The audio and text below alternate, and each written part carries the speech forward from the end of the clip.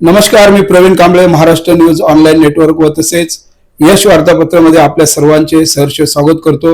मी आलो आहे मनसे जनसंपर्क कार्यालय सचिन पोपळे यांच्या जनसंपर्क कार्यालयामध्ये, जे मीरा भाईंदर शहरातील विधानसभा अध्यक्ष आहेत, वोळा माजवाड्याचे विधानसभा अध्यक्ष आहेत सचिन पोपळे।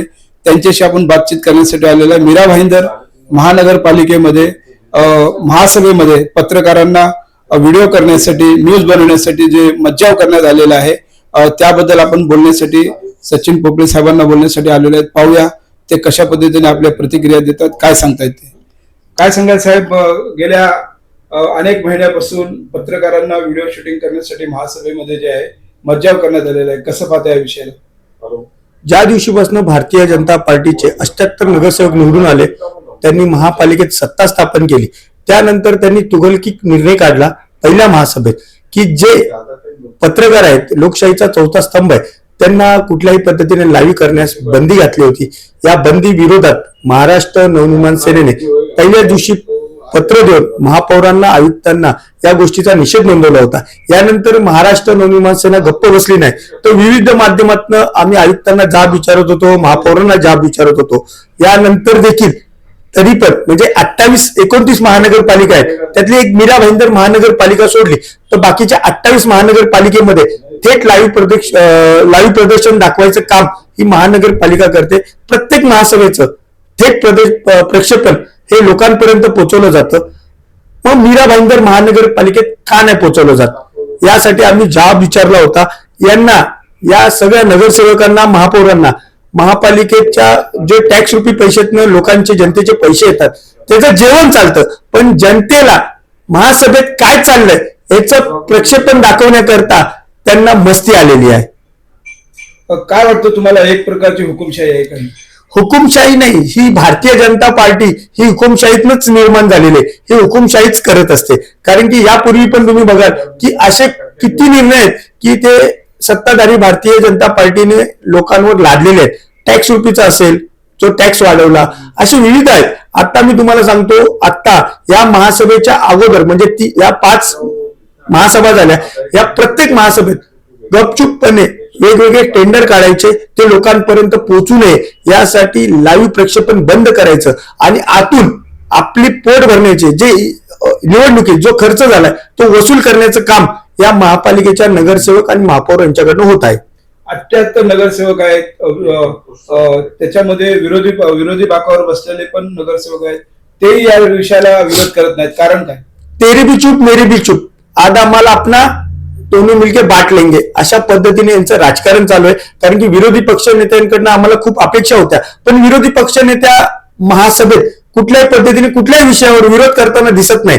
त्यामुळे सर्व जनता, मीरा भाईंदरचे, हे माझं म्हणणं तर आहेच, पण मीरा भाईंदर मधील सर्व जनतेचं म्हणणं आहे की कुठेतरी ज्या विरोधी पक्ष नेता आहेत आणि जो काँग्रेस पक्ष आहे तो पण कुठेतरी भारतीय जनता पार्टीची बी टीम म्हणून काम करत आहे।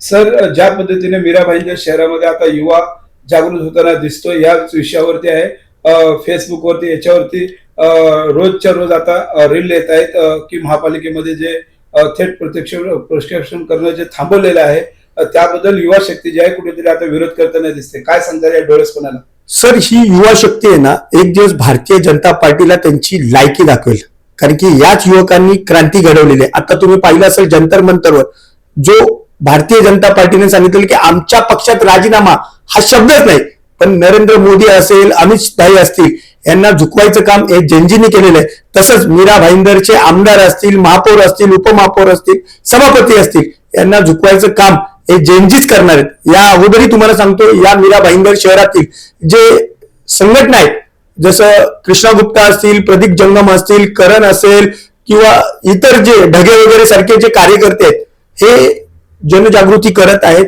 लोकांना सांगत आहेत की जे महासभेत थेट प्रक्षेपण झालं पाहिजे, लोकांपर्यंत पोहोचलं पाहिजे की आपले नगरसेवक ज्यांना आपण निवडून दिलेले ते जाऊन महापालिकेत काय करतात, की कोणाच्या इशाऱ्यावर, कोणाच्या डोळ्यांवर बघून शांत बसतात, हे या जनतेला कळायला पाहिजे। यासाठी थेट प्रक्षेपण गरजेचं आहे। लाईव्ह प्रक्षेपण चालू झालं पाहिजे म्हणून आम जनतेला तुम्ही व तसेच कार्यकर्त्यांना काय सांगू इच्छिता? आम्ही तर आंदोलन करतोय, पण या जनजींनी आणि शहरातील नागरिकांनी आपला पैसा वाया जाऊ नये म्हणून या सर्वांविरोधात आवाज उचलला पाहिजे. आम्ही 15 ऑगस्टला देश स्वतंत्र झाला त्या दिवशी झेंडावंदन असतं, त्या दिवशी देखील आम्ही महापालिकेच्या गेटवर आंदोलन केलं होतं. आताही काल महासभा चालू व्हायच्या अगोदर काही सामाजिक कार्यकर्ते ज्यांच्यासोबत आम्ही काम करतो त्यांनी देखील काल जनजागृती केलेली आहे. आयुक्तांची भेट घेतली, महापौरांना निवेदन दिलं, तरी देखील झालं नाही. त्यानंतर वेगवेगळ्या प्रकारची लोक आणि जनता हे आंदोलन करेल. सर, तुम्हाला वाटतं का आंदोलन केल्यानंतर न्याय मिळेल की ह्या विषयाला? अहो, ही गेंड्याची कातडी आहे भारतीय जनता पार्टी. म्हणजे यांना कितीही आंदोलन करा, त्यांच्या विरोधात काही करा, यांना स्वतःचं पोट भरायचं काम चालू आहे.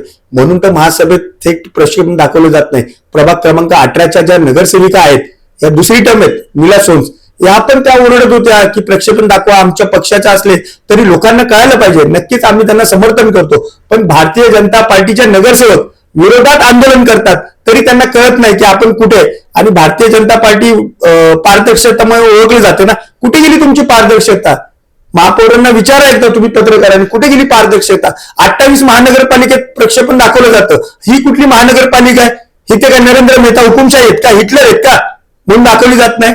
तर तुम्ही पत्रकारांनी विचारा. आणि यांना फक्त पैसे कमवायचे, त्यामुळे सगळे तुगलकी निर्णय लादले जातात जनतेवर, याचा आम्ही निषेध करतो. लोकशाही माध्यमातून हा विषय न्यायाला गेलाच पाहिजे, तो न्याय त्याला भेटलाच पाहिजे, म्हणून तुमची भूमिका काय असणार? अहो, माझं तर म्हणणं आहे, तुमच्या चौथा स्तंभ जो लोकशाहीचा चौथा स्तंभ म्हणून तुम्हाला सर्व पत्रकारांना ओळखलं जातं. मी काय म्हणतो, जर तुम्हाला लाईव्ह दाखवायला बंदी घातली ना, सर्व पत्रकार काय एकत्र येत नाही? सर्व पत्रकारांनी त्यांची प्रेस कॉन्फरन्स घेऊ नका ना. सर्व पत्रकारांनी जे तिकडे जात आहेत त्या कार्यक्रमाचं प्रक्षेपण दाखवूच नका. किती दिवस नाही करणार तुम्हाला? त्यांना शेवटी यावंच लागेल. पण तुमच्या पत्रकारांमध्ये पण एकता नाहीये, त्यामुळे हे फायदा घेण्याचं काम करत आहे. तरी माझं सर्व पत्रकार बंधू आणि भगिनींना विनंती आहे की तुम्ही सर्वांनी एकत्र या. भारतीय जनता पार्टीने जो निर्णय लादलाय त्याच्या विरोधात त्यांचा कुठलाही नगरसेवक असेल, महापौर असेल, आमदार असेल किंवा त्यांचा कार्यकर्ता असेल, त्यांची कुठलीही बाईट किंवा कुठलीही पत्रकार परिषदला जाऊच नका. यानंतर मग त्यांना कळेल स्वतःची लायकी की चौथा स्तंभ किती मजबूत आहे. पण हे पत्रकारांनी करून दाखवलं पाहिजे. जनता म्हणून तर आम्ही करू, पण पत्रकार म्हणून तुम्ही केलं पाहिजे.